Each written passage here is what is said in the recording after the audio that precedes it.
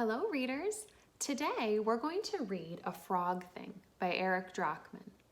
Now we have been talking a lot about predictions, and when readers make predictions, they're working on their listening skills while listening to a story, and we're also working on our thinking skills because we're asking ourselves and we're thinking about what is going to happen next in the story. And we make predictions based on what the author has already told us. So today we're going to continue to practice making predictions as we read A Frog Thing. Frank wanted to fly, but he was a frog, and frogs can't fly. Frank was different though, special, aerodynamic. You can do whatever you set your mind to, Frankie, his parents always promised. So Frank set his mind to flying, but it was more like falling than flying, and everyone laughed at him.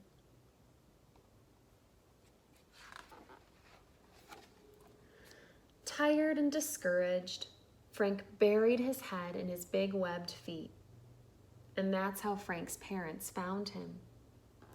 Frank explained his problem, and there was a long silence as they thought about how to respond. Frankie, started Frank's dad finally, when we said you could do anything you set your mind to, we meant any frog thing. You see, flying is a bird thing, just like staying underwater forever is a fish thing. Yes, you should find a frog thing, said Mom. But I want to fly. I'm sorry, kiddo, but frogs can't fly, explained Dad. No, agreed Mom. We swim and we hop, but we don't fly. They don't understand, he thought. We understand, they said, and patted Frank's shoulders.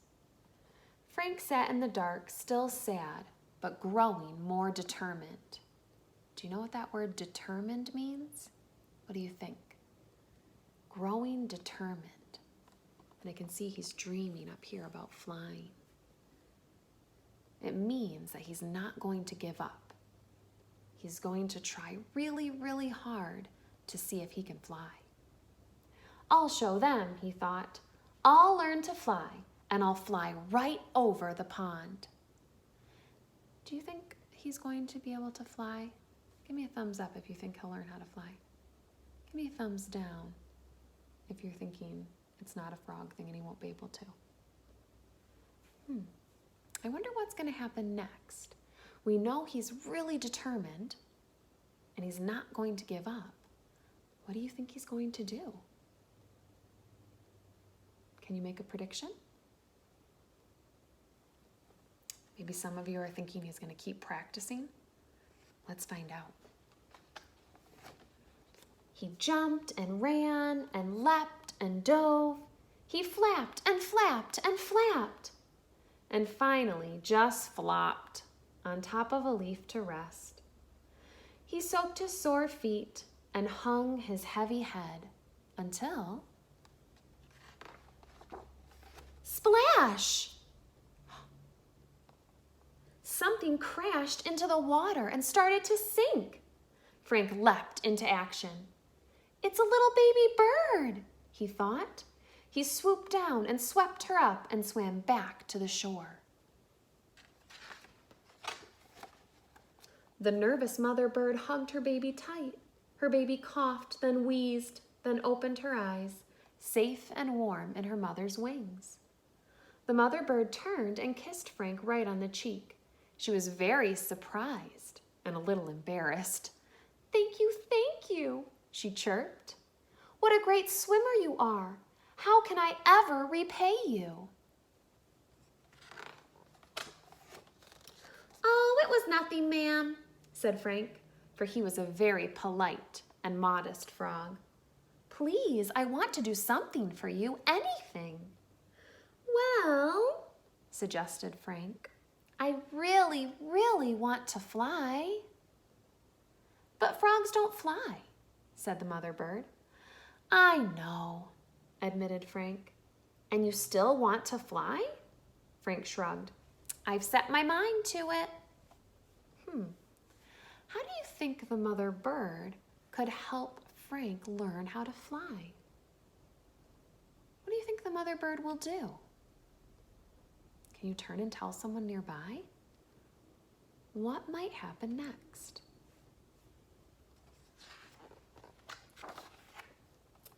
She looked into his eyes, then flew off in a flutter. Wait here, she cried. I'll be right back. And she did come back with another bird and a twig between them.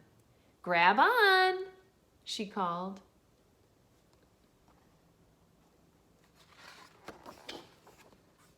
Before he knew it, they were high above the trees. The morning sun streamed through the sky, and the wind whistled over Frank's slick green skin. It was a little scary at first, but soon he relaxed as they glided and rose and swooped and dove.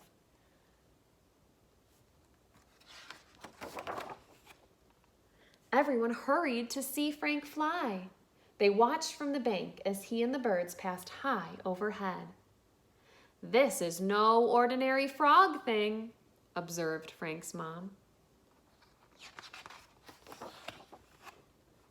When their flight was finished, the mother bird pulled Frank close. You are a very special frog, she said, and with a whoosh of her wings flew back to her nest. Breathless, Frank waved. Thank you so very much.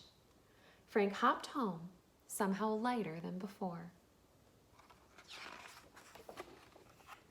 On his way, he met his folks. Frankie, we saw you up there, Mom beamed. Fantastic, croaked Dad. You can do anything you set your mind to. Anything, agreed Mom. Well, any frog thing, maybe, Frank explained. The birds were the ones flying. I was just holding on. But I do think I could be one great swimmer. His parents smiled proudly as Frank joined his friends in the pond. Frank had wanted to fly, but he was a frog, and frogs can't fly, but they sure can swim. I hope when you're reading at home or listening to someone else read a story that you're continuing to enjoy making predictions on your own. Have a great day.